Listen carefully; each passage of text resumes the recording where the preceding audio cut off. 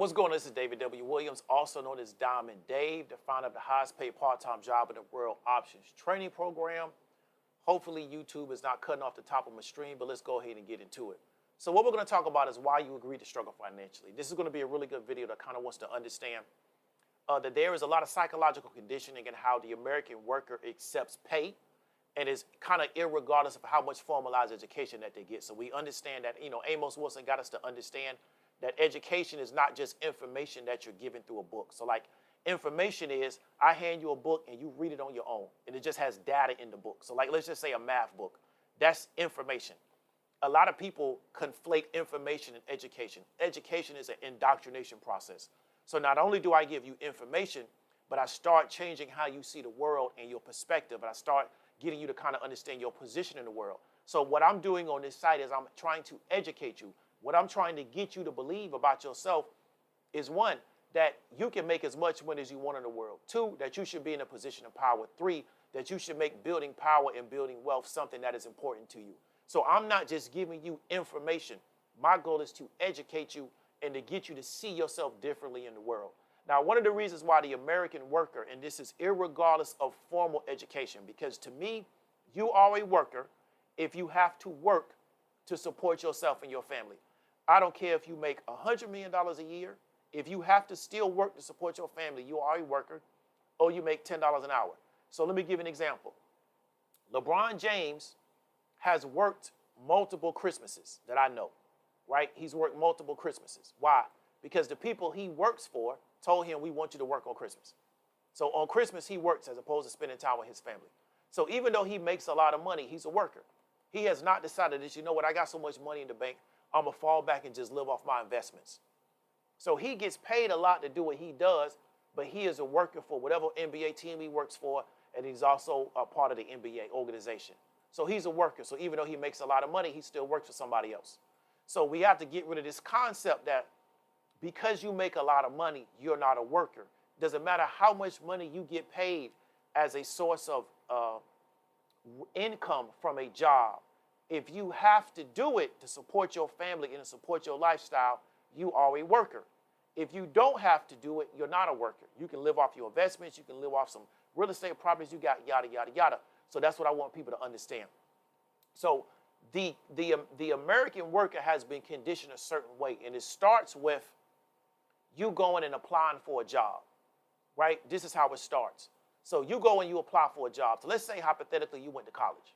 When it got you an education, you go apply for a job. The job interviews you. They tell you how much the job pays. They want you always to actually take less than what you're worth to the job. Why? Because that's the only way they make their money. So the way this particular system is set up, and I learned this from a guy, he told me that when you're paying somebody to work for you, minimum you got to make 3 times what you pay them. So you pay them $100,000, they got to at least be worth $300,000 to you, right? If not, it's going to be hard to make that business model work because they're not driving enough revenue. Now, one of the biggest problems a lot of people have is that their particular job that they do doesn't drive revenue for the business. So in reality, they're really an expense for the business. They may help facilitate some level of business, but what they do for the business does not drive in revenue, right? So the business understands that you're not a revenue generator, you're not a profit maker for this business. So we're very concerned as what we pay you because you don't make money for us. In fact, you cost us money. You understand me? And if you ever was to run a business, you will kind of understand how these people fit in your business. You'll have people you're paying, you're like, well, this person doesn't make me any money, but I got to pay them. So then the person is, well, they're not making you money. Are they saving you time? Right? And then what the job does is it gets you to negotiate pay based on what they think it's worth to have you on the job. And then if you want the job, a lot of times you have to accept that negotiation. But what they're doing is they're conditioning you about your worth. So you're working a job and you've been made to believe that if I make $30 an hour, that's a lot of money. Or if I make $50 an hour, that's a lot of money. Some people believe if they make $15 an hour, that's a lot of money. So then you start to determine your worth based on what somebody will pay you to work for them. Then you start to determine what your time is worth. So one of the things that will happen to you as you start becoming a trader, you start getting your money out of the markets, your time starts to become very valuable to you. Why? Because you can make a play and get 100% return on $1,000 in a 24-hour period. You feel me? So your attitude is, I don't have time to be wasting doing a whole bunch of stupid stuff because I can get money while I'm doing this. So, you got to realize is that when you can start getting money out of the actual market the way you want to, it'll change your perception of what your time is worth. And then when you go out here in the world, you see a lot of people, and you can tell by the way they move around that they don't think their time is that valuable, right? Because they're kind of like moping through life. And it's because they've been conditioned that my time is really not that valuable. What I bring to the table is really not that valuable. So when I'm not working as a source of necessity to maintain my life, I don't really think I have a lot of value.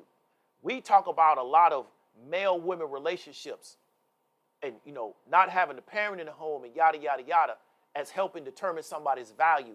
But in my opinion, one of the biggest things that helps determine somebody's value is what they think they can get out of the market from their employer. I think, to me personally, if a person believes that I can go and somebody will pay me over a certain amount of money, which is going to be a mental threshold for them out of the market, they start to believe that they're worth more than they could before that. So you'll find a person to where if they was making $15 an hour and all of a sudden now they get some training and they now can make $40 an hour, it'll change their confidence level. Why? Because they feel like they can go get more money out of the economy. That's why a lot of times upskilling people really changes their perspective on life. Because they realize, well, now I can go get $100 an hour. So now I must be more valuable because people are willing to pay me $100 an hour, so then I see myself differently. So one of the biggest challenges that a lot of people have is they haven't really figured out how to get a certain amount of money out of the economy, and that starts to shape their self-confidence and their self-worth just based on our conditioning and our education, okay? So most people agree to struggle financially. So what most people agree to is that I will let a job pay me just enough money where I can maintain myself. And it's enough money to where you go back to the job and you get paid just to maintain yourself. They're never going to pay you enough money for you to get ahead. Why? Because that's, one, they probably can't afford to you based on their business model. Two, they want to pay you enough money to where you got to come back.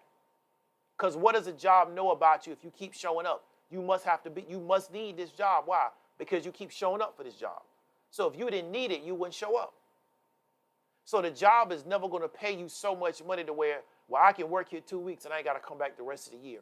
That's, if you got maybe a sales job, you maybe could pull off something like that. But if you're getting paid per hour, they're going to pay you just enough to keep coming back. And then you agree to that relationship. So many of us are agreeing to struggle financially. And then we get so conditioned, right, that we start to think that making over a certain amount of money, there's something wrong with that. That's part of their conditioning. So we see why a professional athlete will hold out for more money. And the media will create this campaign that, oh, well, he's being greedy. Well, why is he being greedy? Why shouldn't he try to make as much money as he could? As long as it don't violate his morals and principles, why should he?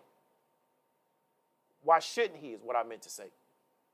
But the media will create this campaign because what they're doing is they're virtue signaling to the masses of workers that, well, if you ask for over a certain amount of money, you're just being greedy. Well, why shouldn't you ask for? So what I never understood about professional athletes is that if the owner's making billions of dollars, if the league's making billions of dollars, if the TV network's making billions of dollars, why come the athletes shouldn't make all they can make? Because everybody else around them is making billions.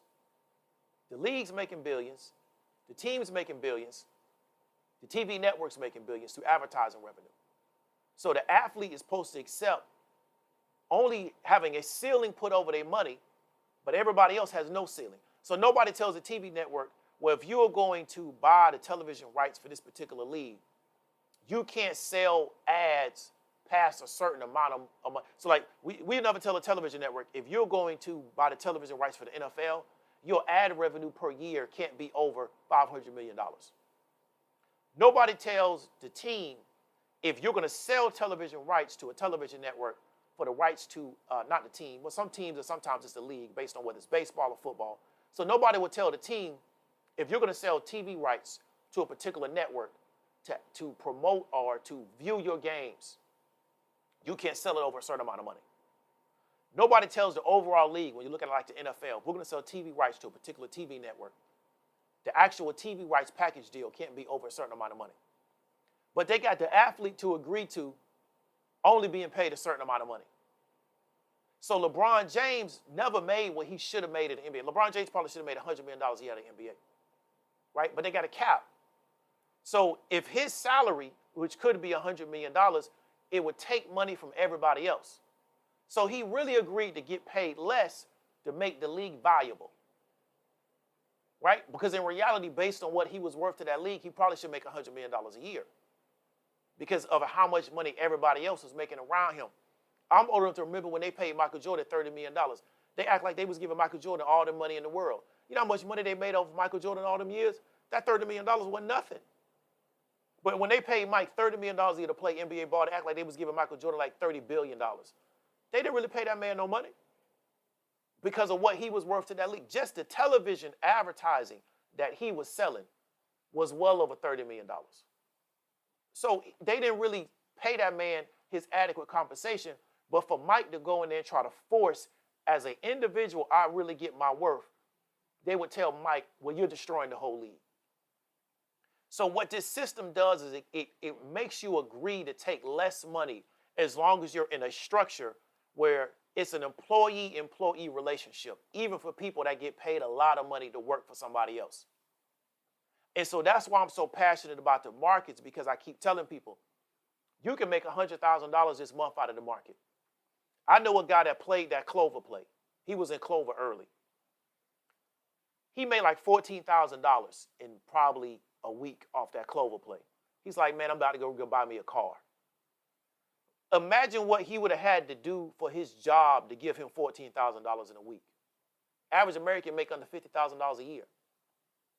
So you got to understand is that the only way this system works is to get working people to agree to struggle financially. And then what you do is you mentally work and figure out, well, if they only going to pay me this amount of money, how do I build my life around that? You know, I just accept that I'm only going to make this amount of money.